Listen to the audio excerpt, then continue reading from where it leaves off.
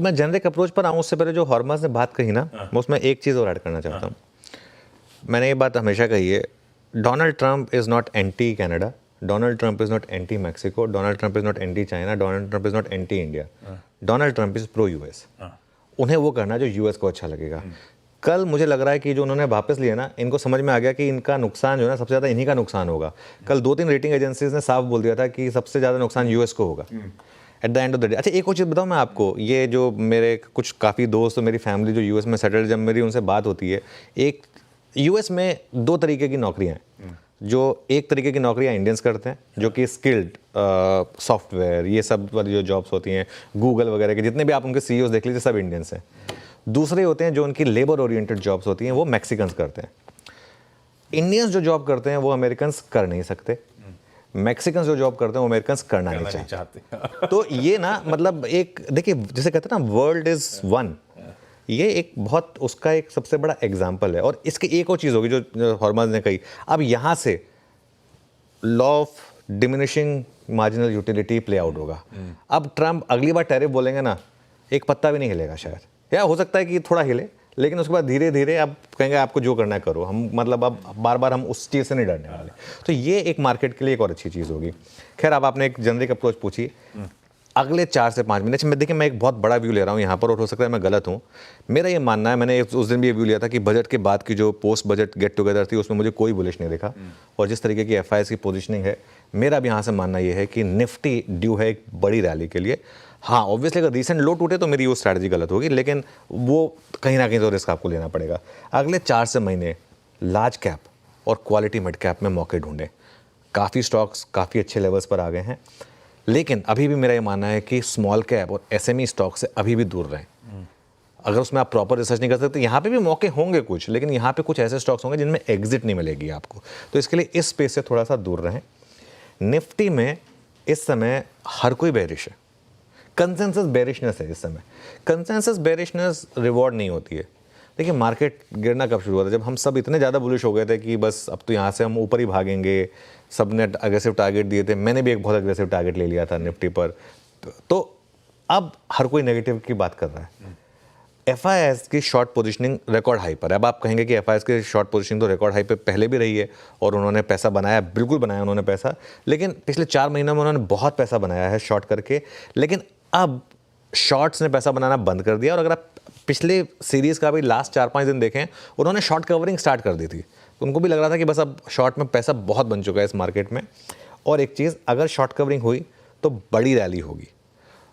अब इसमें आप ऐड कर दीजिए ड्रीम बजट। देखिए, निर्मला सीतारमण जी के बहुत मीम्स बने, काफ़ी पिछले बजट्स को लेकर उनकी काफ़ी वो किसे कहते हैं बुराई भी हुई, और काफ़ी लोगों ने बहुत कुछ कहा भी, लेकिन इस बार उन्होंने शानदार बजट पेश किया। जो चीज़ है उसको आपको अप्रिशिएट करना होगा, और इस ड्रीम बजट का असर आपको अगले 2-3 क्वार्टर्स में देखना शुरू होगा। ये इसी क्वार्टर से नहीं आ जाएगा, जो लोगों के हाथ में एक पैसा है वो अब आएगा, एक्स्ट्रा अप्रैल से आना शुरू होगा, है ना। तो वो मुझे लग रहा है कि आपको दिखाई देगा इम्पैक्ट, और यहाँ से अब अर्निंग्स ग्रोथ बढ़ी अगर, तो होगी एक बड़ी रैली, क्योंकि eventually Ashish everything boils down to earnings. Earnings अच्छी होंगी तो मार्केट रैली करेगा, अर्निंग्स खराब होंगी तो मार्केट गिरेगा। बाकी उसके बाद बाकी सब जो है वो एक नैरेटिव है। तो अब निफ्टी जो है वो 20 टाइम्स प्राइस टू अर्निंग से नीचे है। कल बात हो रही थी गौतम जी से, 1250 की अर्निंग्स बोल रहे थे वो, चलिए मैं उसमें थोड़ा सा और कंप्रोमाइज़ कर देता हूँ, 1200 पे आ जाता हूँ।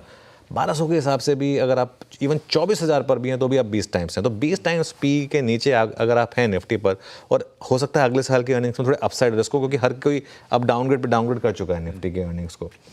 लेकिन दिक्कत क्या है कि मिड कैप और स्मॉल कैप अभी भी काफ़ी महंगे हैं, प्राइस टू अर्निंग्स में भी, प्राइस टू बुक में भी।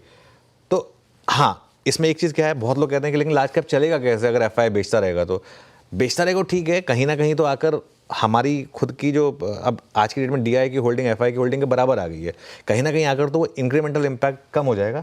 तो इसके लिए मैं एक व्यू ले रहा हूँ अगले 4-5 महीने के लिए। मेरा ये मानना है कि निफ्टी में बड़ी रैली होगी।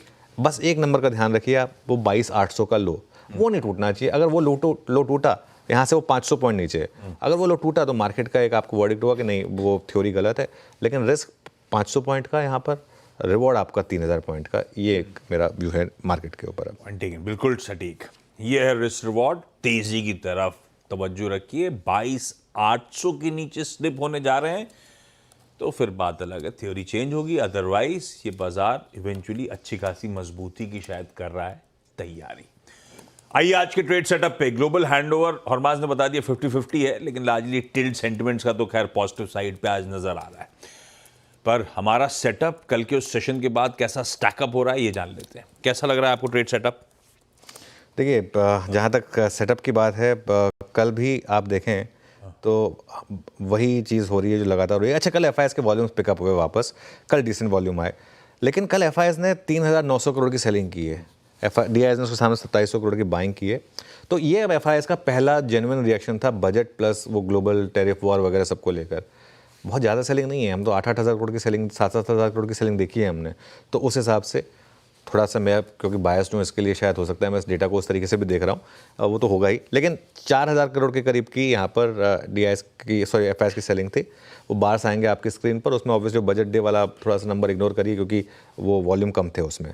पोजीशनिंग देखिए अब फ्यूचर्स पर, इंडेक्स फ्यूचर्स पर क्या पोजीशनिंग है। क्लाइंट्स लॉन्ग हैं और एफआईएस शॉर्ट हैं, और भरकर शॉर्ट है। सिर्फ 24,000 लॉन्ग पोजीशन है सिस्टम में एफआईएस की तरफ से, मतलब ऑलमोस्ट नेक्स्ट टू नथिंग, जिसमें भी उन्होंने कल कम करी है। करीब 3,500 लॉन्ग पोजीशन कम की हैं और 6,000 शॉर्ट ऐड करें हैं। इंडेक्स फ्यूचर्स में 1,600 करोड़ बेचा है और स्टॉक फ्यूचर्स में 1,500 करोड़ बेचा है। तो सेलिंग कल भी एफआईएस की काफ़ी है। With in index futures Nifty में ज़्यादा सेलिंग हुई है, बैंक निफ्टी में थोड़ी कम हुई है, 1,357 करोड़ और करीब 250 करोड़। वो टेबल आ जाएगी आपकी स्क्रीन पर। और अब आते हैं सिर्फ एफआई की पोजीशनिंग पर, जो काफ़ी इंपॉर्टेंट होती है। तो 3,500 उन्होंने लॉन्ग कम किए, 6,300 उन्होंने शॉर्ट ऐड करे। मतलब नेट सिस्टम में कल वापस 10,000 शॉर्ट ऐड हुए हैं। अब वो जो हॉकी स्टिक हमारी बन रही थी, अब वो थोड़ी सी वापस झुकी है।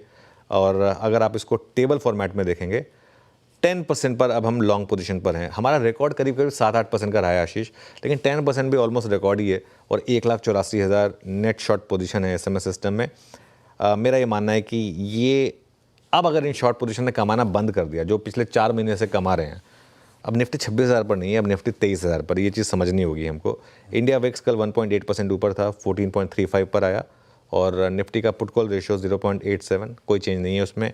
बैन में ना कोई एंट्री ना कोई एग्जिट, कोई बैन में है ही नहीं स्टॉक, तो इसके लिए तो सेटअप अगेन थोड़ा सा ओवरसोल्ड है, ट्रबलसम है। लेकिन मेरा ये मानना है कि समहाउ फीलिंग जो है ना, फीलिंग वो मंगलवार वाली है। अब देखते हैं गिफ्ट निफ्टी के वो जो गेन्स हैं वो सस्टेन होंगे या नहीं होंगे।